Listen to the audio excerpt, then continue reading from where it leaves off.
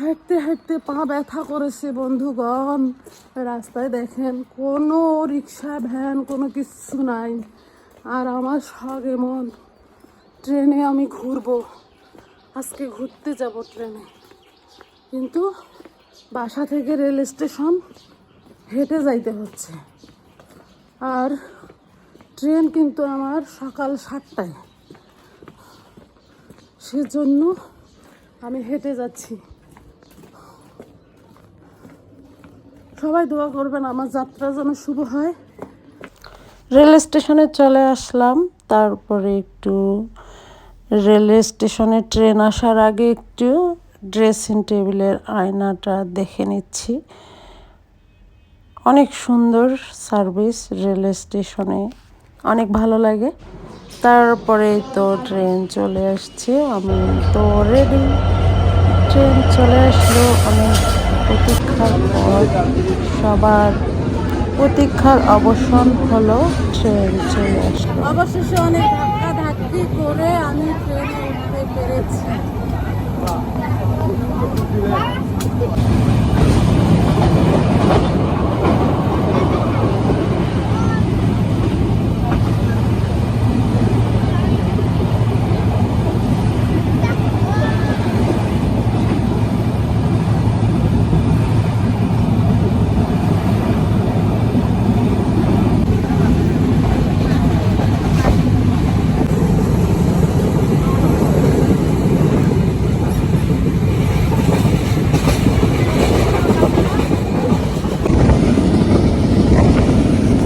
দেখতে দেখতে বন্ধুগণ আমি আমার কাঙ্ক্ষিত স্টেশনে এসে গেছি। ট্রেন থেকে নেমে আমি একটা রিক্সা নিলাম।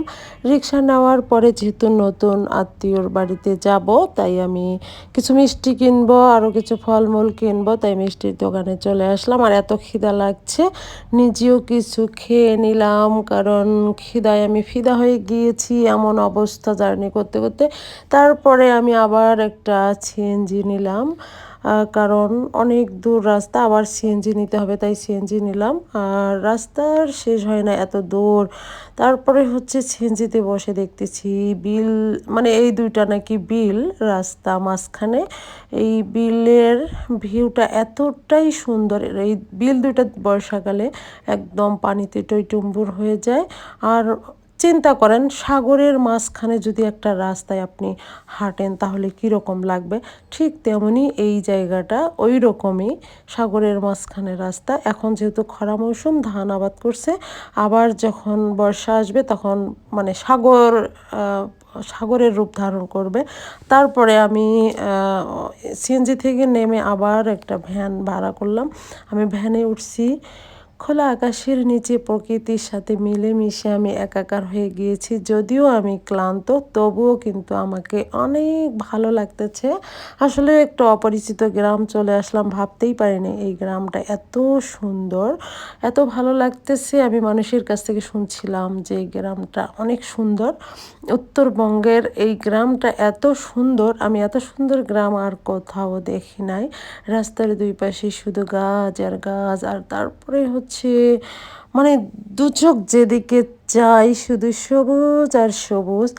তো যাই হোক, অনেক ভালো লাগলো জার্নিটা। আসলে যদিও অনেক দূর, অনেক পরিশ্রম, তারপর অনেক ভালো লাগলো। সবাই ভালো থাকবেন। আল্লাহ হাফেজ।